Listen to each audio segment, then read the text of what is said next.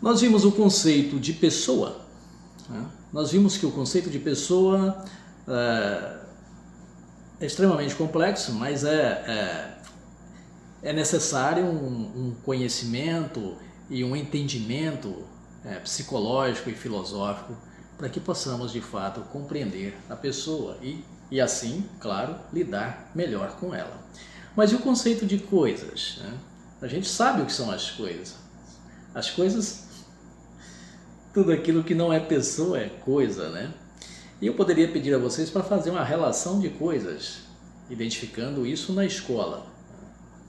Com certeza não ia colocar o professor, né, como coisa, mas de repente pode até estar passando por um estado de coisa, quando está chato, desanimado, mal-humorado.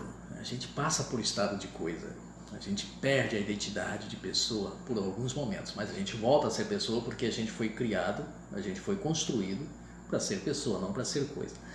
Mas a coisa também exige um entendimento filosófico, psicológico, e as coisas precisam ser respeitadas também. E não respeita as coisas fazem coisas terríveis, né, na gestão. Requer uma noção filosófica e psicológica que envolve princípios e moralidade, eticidade. São objetos, em geral, seres passíveis de apropriação e tudo que pode ser encontrado no mundo natural. Direito, uma definição na área do direito essa, né? Transcende a compreensão de coisas enquanto objeto do mundo natural objetivo, né? Isso é uma compreensão mais filosófica e psicológica. Podemos dizer que tudo que não é pessoa humana é coisa, claro, né? Ela deve estar racionalmente em função do humano. As coisas foram... Não podemos ter aquela ideia medieval, né, na segunda Idade Média, sobretudo, já no início da Idade Moderna, de que as coisas foram criadas para o uso e fruto do homem e ele pode fazer o que ele quiser da maneira que ele quiser. Não é bem assim. Hoje a nossa consciência, né, prima por uma preservação e uma conservação ambiental, uma conservação das coisas. Além do valor venal que elas têm um valor existencial, a nossa própria vida. A pessoa humana pode passar por estado de coisa quando tem função e uso meramente utilitário, descartável. Por isso não somos arquivos, tá? Somos pessoas. Não podemos ser tomados como simples arquivos. Ok? E aí eu posso citar para vocês algumas características da pessoa humana em estado de coisa. É opaca. Sabe o que é um opaco? O que é algo opaco, né? Intransponível, né? Descartável. A pessoa torna-se descartável. Cinzenta. Cinzenta quer dizer uma cor desagradável, né? Não é brilhante. Azeda, né? Parece, tem pessoas que você vai falar com elas, sobretudo no serviço público, tá? Parece que tomaram uma limonada enorme pela manhã e continuam azeda o dia todo, né? Estado de coisa, né? Mal-humorada, né? Tem 1000 motivos para isso. Mas é melhor permanecer pessoa do que entrar em estado de coisas, né? Em estado de coisa. Então você tem aqui duas compreensões de coisa já. Você tem a compreensão de coisa enquanto objeto, utilizado pelas pessoas, e você tem uma compreensão psicológica e filosófica de coisas enquanto estado de ser desagradável, que é o momento em que nós entramos num estado de espírito desagradável e acabamos desagradando a pessoas que não têm nada a ver com o nosso problema, né? Na escola a gente tem essa história de que a gente entra na escola, deixa os problemas lá fora, essa conversa, não existe isso. Todo mundo carrega seus problemas, seus desafios, suas angústias, seus medos, suas fobias, o tempo todo. Você só aprende a fiscalizar isso, né? Aprende lá no poralzinho freudiano para que eles não atingem as outras pessoas. Mas a pessoa enquanto coisa, em estado de coisa, ela está fechada para o mundo, fechada para a vida, fechada para o diálogo, fechada para tudo, né? Obscura, confusa, né? Egoísta, egocêntrica. Então, fuja do estado de coisa, desse estado de coisa. Então, a nossa discussão aqui sobre pessoa e coisa, ela tem dois sentidos. Pessoa é pessoa, né? Mas a gente trata das coisas no nível da gestão, o cuidado, o respeito aos princípios da gestão pública no manuseio, na alocação de recursos, porque tem que responder por eles, no cuidado com os objetos da escola, mas também tratamos da pessoa num nível mais, da coisa num nível mais amplo, num nível psicológico, num nível filosófico, que é o estado de espírito em que às vezes a gente se encontra, né? E a gente fica dessa forma, terrivelmente triste. Fuja disso, tá? Busque sempre a alegria, a satisfação, o sorriso, o elogio, a motivação para você e para as outras pessoas, que você não vai entrar num estado de coisa, ok?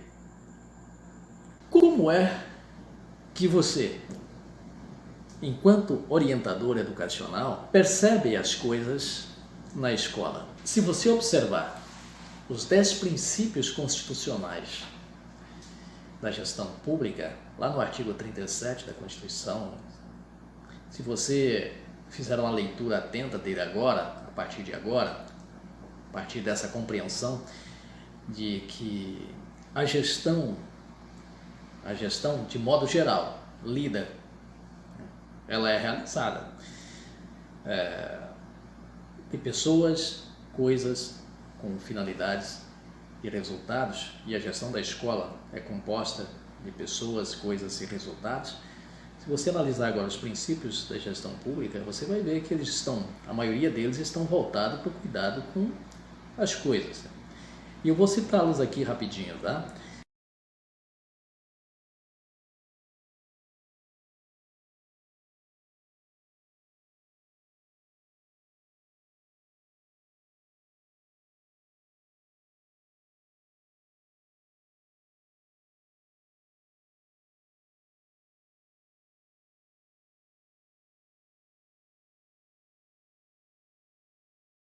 A impessoalidade, voltado para as pessoas. As decisões e as tomadas de decisões devem ser igual para todos, né? Não devem ser tendenciosas. Teoria do órgão. Moralidade se refere a pessoas e coisas. Você tem que ser moral com as pessoas e moral no cuidado, na administração, na gestão das coisas. Senão, o Tribunal de Contas está aí esperando prestação de contas. Publicidade, as coisas têm que ser mostradas, têm que ser públicas. Comunicação é fundamental nesse processo, né? Então, pessoa e coisas estão aí dentro desse princípio, né, da publicidade. Né? Isonomia se refere mais às pessoas, gestão de pessoas, trato igual, né? Igualdade, a lei é para todos. Motivação se refere às pessoas, é um princípio que está voltado para as pessoas. Pessoas precisam ser motivadas, elogiadas. Mas essa motivação aqui é na realização de contratações e etc. Então volta-se para as coisas também, né? Sobretudo para as coisas. Para você tomar uma decisão na gestão de recursos, você tem que ter uma motivação. Qual é a finalidade? Como é que você vai usar isso, né? Qual é a razão dessa compra? Tem sentido? Tem significado? Então, a motivação aqui nesse sentido, no trato com as coisas, é fundamental ser observado na gestão pública. Razoabilidade, correspondência entre o ato e a lei. Se referem às coisas, você toma decisões com as coisas, na gestão, alocação de recursos, tem que ter uma correspondência, né, com a lei e também no trato com as pessoas, né? Ultimamente, muitas leis amparam a relação entre gestor e gerido. gerido e gestor. Autotutela, rever os próprios atos. Pessoa e coisa. Você, enquanto pessoa que gere as coisas, podem rever seus atos, corrigi-los. E essa correção é referente às atitudes e decisões que você tomou em relação à gestão das coisas. É um princípio que está aí alertando para o cuidado com a gestão das coisas. Tá? E por fim, continuidade. Os serviços públicos não podem parar. Numa época de pandemia como essa, algumas coisas são essenciais, têm que continuar funcionando. Algumas coisas não essenciais podem parar, mas não pode parar totalmente também. Tanto que a gente está aqui sendo criativo o suficiente para fazer funcionar a formação na Secretaria de Educação. Então, o que eu quero deixar para vocês aqui com esses princípios é que eles tratam da gestão de pessoas e coisas e estão com a finalidade em um resultado. É o que a gente definiu no início que tem na escola, né? Em relação à pergunta, quem são as pessoas com quem trabalho na escola, seus valores e potencialidades? Me chama muita atenção uma frase de Dom Bosco. Já ouviram falar da pedagogia de Dom Bosco? Dom Bosco escreve o seguinte: em todo jovem, mesmo no mais rebelde, existe um ponto acessível ao bem. O primeiro dever do educador, nesse caso do orientador também, né, é descobrir este ponto, esta corda sensível do coração e tirar proveito disso. Dom Bosco. É uma mensagem fantástica. Mostra a necessidade do reconhecimento integral da nossa condição de pessoa humana, tanto de quem atende quanto de quem é atendido. Mas quem atende, né, no caso o professor, o orientador, o gestor da escola, que recebe as pessoas, e especialmente as crianças, tem que estar atento a esse cuidado. E aí eu gosto também da tríade, a tríade de Dom Bosco, a pedagogia de Dom Bosco. Ele apresenta uma tríade, e ele acredita piamente que essa tríade é fundamental para o processo de formação da integridade, da moralidade, da conduta, do conhecimento, da vida em sociedade da pessoa humana. Ele diz que a educação é um processo que acontece em três momentos. É uma comunicação em 3 momentos. Ela entra pela cabeça, passa pelo coração e sai pelas mãos. O educador, então, a perspectiva de Dom Bosco, é essa pessoa que adquire o conhecimento, que trabalha, refina esse conhecimento no coração e transmite esse conhecimento através das mãos. E eu me lembro aqui o pensamento de Levinas também, né? A filosofia do tomar nas mãos. Né? Precisamos tomar nas mãos, precisamos cuidar. As pessoas precisam ser cuidadas, sobretudo as pessoas que frequentam a escola. E as pessoas que frequentam a sala da orientação educacional precisam muito mais de serem tomadas nas mãos. Então, gerir pessoas aqui, nessa gestão humanizada, é tomar as pessoas na mão. Tá? Ok? Ainda acerca de quem são as pessoas com quem trabalho, né? Às vezes trabalho anos e anos e não sei nada das pessoas, é fundamental. E naquele teste que vocês fizeram lá de orientação, né? E se colocar, né, nos grupos, mostrando quem são, fundamental. É algo extremamente significativo nos processos de gestão, de orientação, de educação. Então, o cuidado com as pessoas passa pelo porteiro da escola, passa pela zeladora da escola, pelas pessoas que fazem a comida na escola, a merenda dos alunos, pelos professores, pelas crianças, pelos gestores da escola, e aí tomamos os gestores como diretores, porque todos somos gestores da escola, né? A boa gestão da escola é um compromisso de todos, né? E, enfim, mas preciso de algumas questões, alguns critérios para que isso funcione bem, tá? A comunicação continua sendo a via mais acessível a esse processo todo educacional na escola. E aí eu pergunto, enquanto gestor, enquanto orientador, enquanto professor da escola, eu falo com as pessoas, eu vejo as pessoas, eu permito que as pessoas me vejam, eu permito que elas falem comigo, eu escuto as pessoas, elas falam comigo, eu as escuto. Enfim, gerir pessoas demanda observar princípios como esses, tá? E enquanto orientador, quem sou eu, afinal de contas?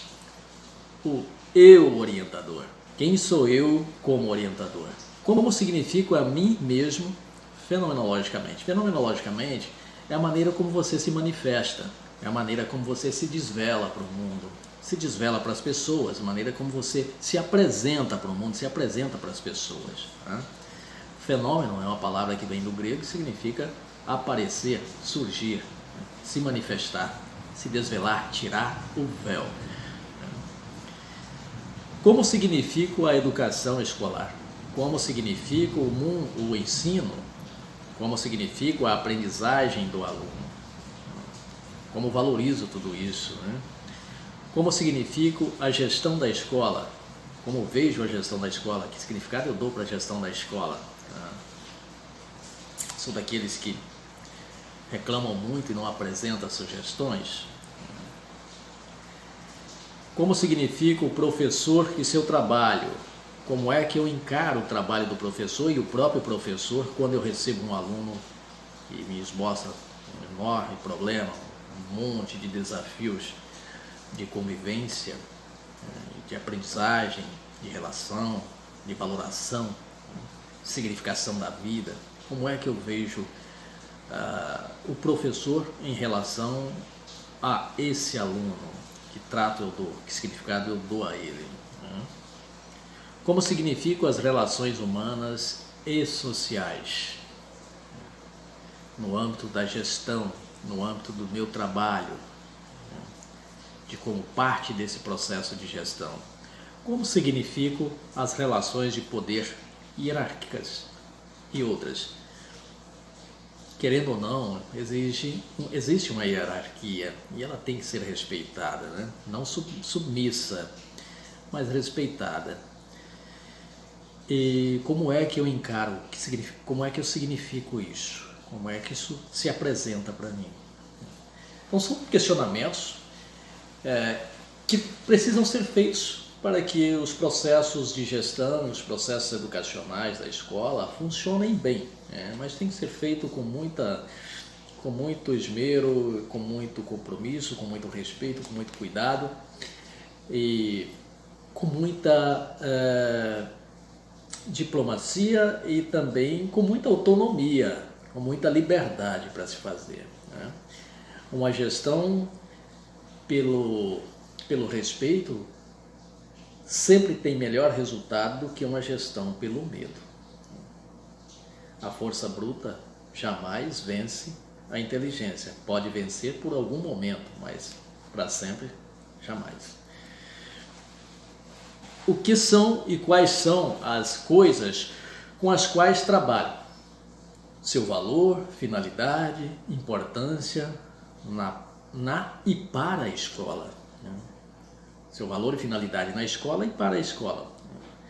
Então você tem um prédio bonito, né, reformado, novinho, né? Qual o valor que eu dou para esse prédio? Eu tenho noção da importância do valor, e aí tem dois valores: o valor econômico, o valor financeiro, para fazer, para deixar isso em ponto de bom funcionamento, e o valor afetivo, intelectual, moral, ético, social, político, né, que esse prédio, que essas coisas da escola representam para mim. Né? Como é que isso representa? Como é que eu significo tudo isso? Né? Como me relaciono com elas no processo de gestão e orientação? Façam uma lista delas. Façam uma lista delas. Né? Olhe para a sua escola e comece a fazer uma lista disso. Né? Diga, e observando o valor delas, né? A importância delas nesse contexto da gestão, no contexto da orientação.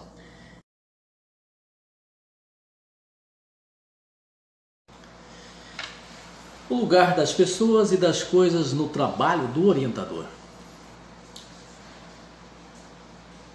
Que lugar ocupam as pessoas e as coisas no seu trabalho, enquanto orientador? São mais questionamentos, são provocações. Né? Como é? Que lugar eu coloco as pessoas e as coisas no meu trabalho? As pessoas e as coisas, elas têm uma importância significativa dentro desse processo de gestão, do funcionamento da escola, do funcionamento da coisa pública, e a gente sabe disso e é regulamentado e regido por normas, por leis, a gente sabe disso. Né? Mas é preciso ter uma consciência também desenvolvida para que não fique só na tutela da lei, porque só a lei não dá conta. Immanuel Kant questionou tanto a religião, apresentou a moral prática, a moral teórica, conduta, o imperativo categórico, que é você deve fazer aos outros o que você gostaria de receber e tal. Esse é o imperativo que regulamenta o funcionamento da vida da sociedade, segundo ele.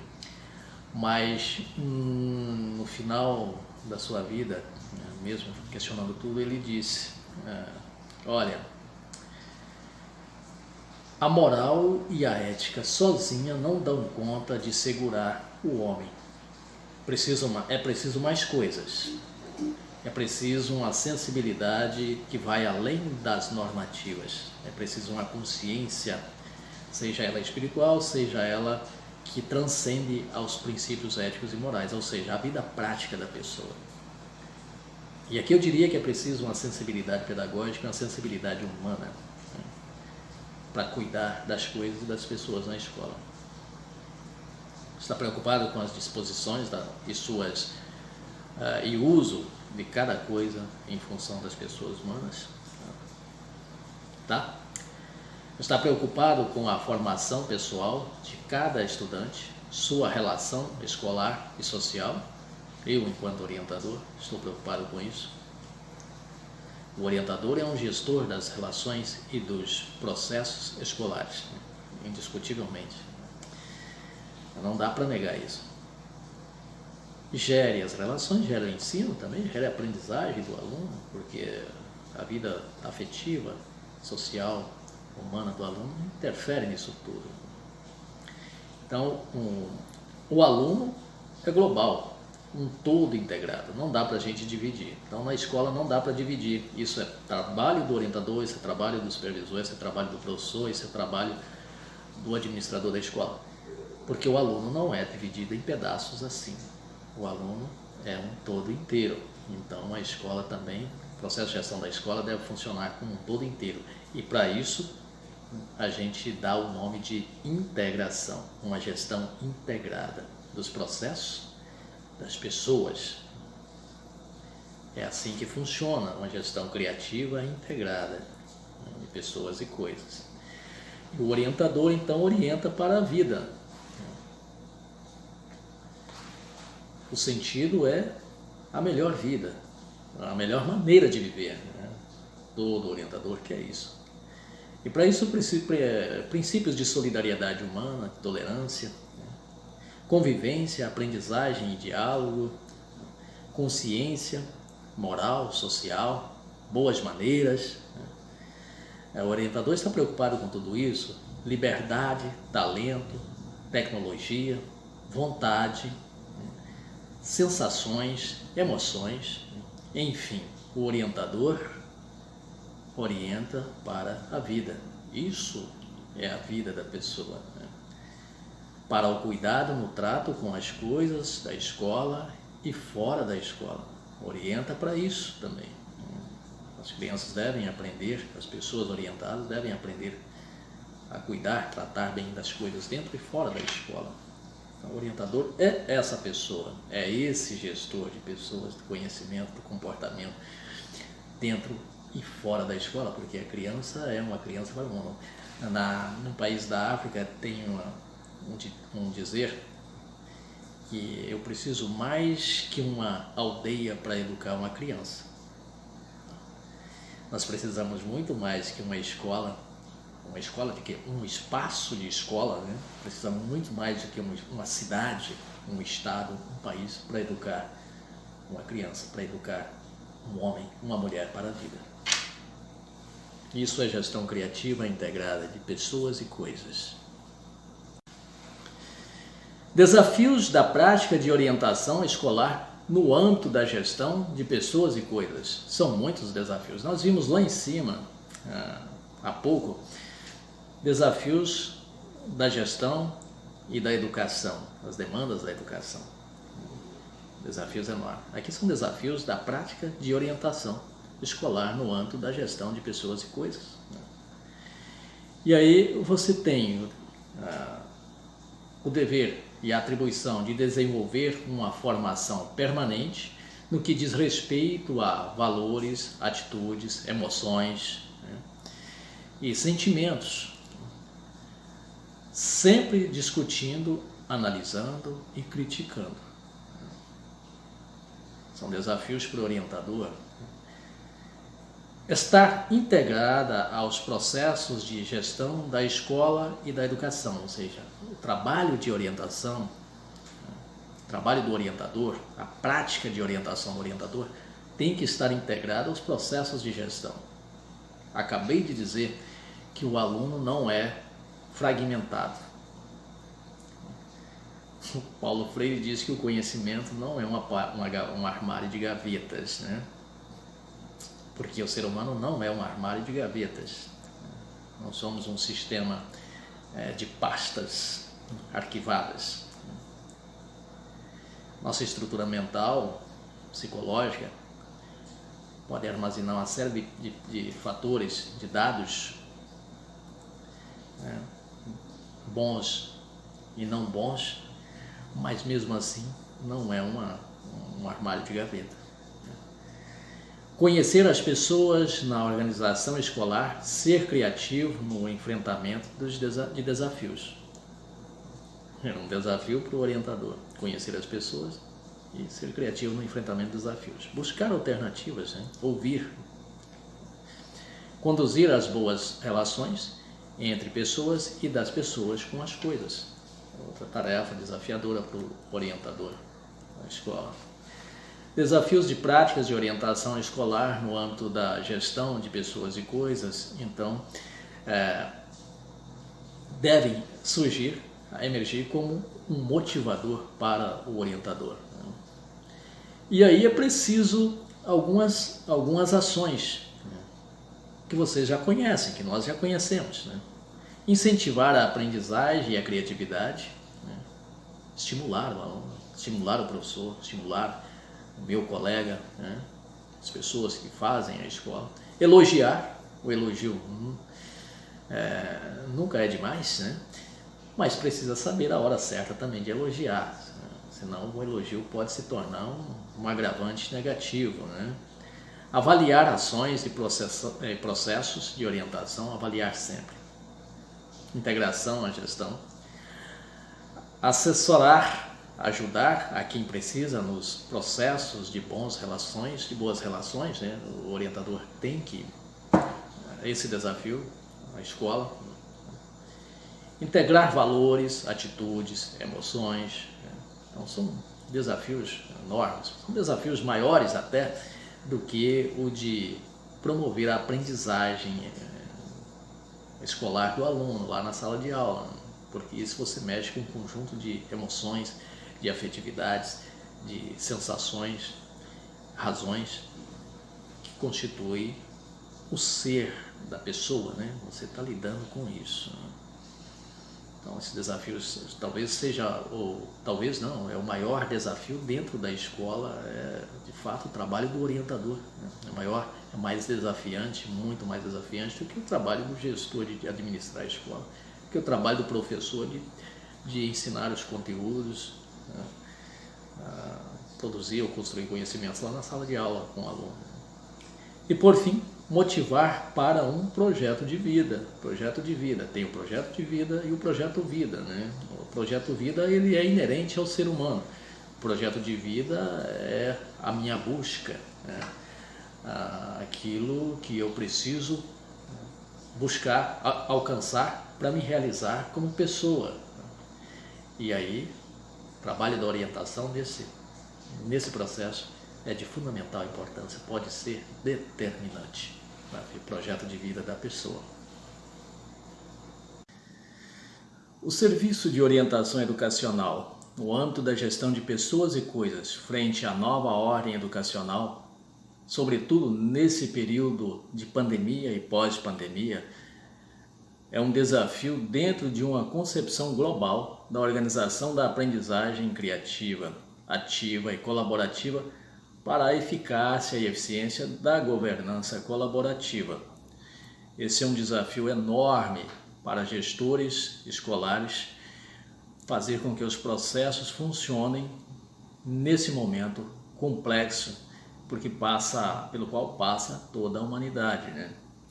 Gestores em tempos de pandemia, esses desafios, eles emergem ou aparecem em todos os segmentos da sociedade. Não estamos passando por um momento, nós entramos numa nova era, numa nova realidade educacional, numa nova realidade social, política, econômica, sobretudo. E o modelo de gestão, talvez do passado, os modelos de gestão até agora construídos e executados podem não dar conta disso. Por isso, novos modelos de gestão têm que surgir. E esses desafios são administrativos. Do ponto de vista administrativo, o gestor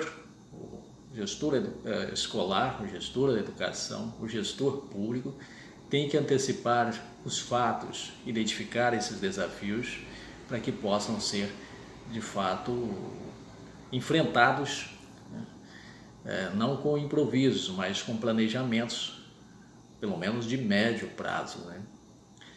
São desafios epistemológicos também, desafios de construção de conhecimento, a nova ordem, a nova realidade que se impõe, a sociedade exige um novo modelo de conhecimento, talvez conhecimento mais aplicado, conhecimento mais eficiente, capaz de resolver, de dar conta de problemas, de desafios que a sociedade moderna e tecnológica, a sociedade do conhecimento, a sociedade da comunicação e agora a sociedade dos desafios biológicos, né, se impõe. Pensar novas formas de gerenciar e gerir a escola é algo extremamente necessário. São desafios econômicos também.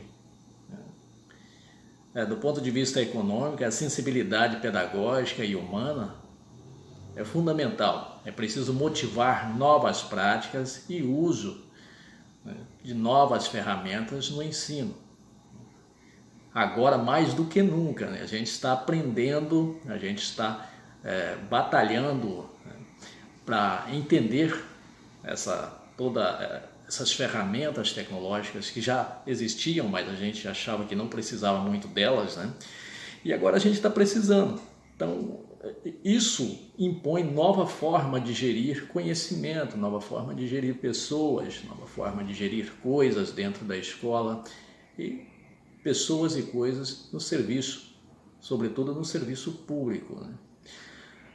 O fato é que nova realidade demanda novos modelos de gestão e esses modelos de gestão têm que surgir imediatamente, né? E a gente foi pego de surpresa com essa pandemia, até certo ponto, né?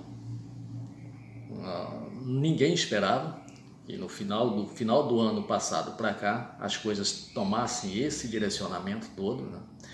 Mas o fato é que não se pode ficar parado, né? E o gestor tem que então colocar em prática, colocar para funcionar as suas fontes de criatividade, a imaginação, a razão e também a intuição.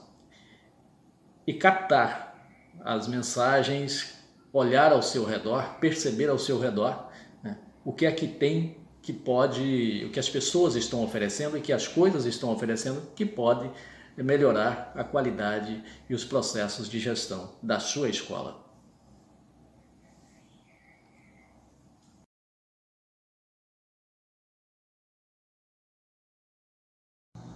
Chegamos ao final do módulo Gestão Criativa Integrada de Pessoas e Coisas e o Serviço de Orientação Educacional.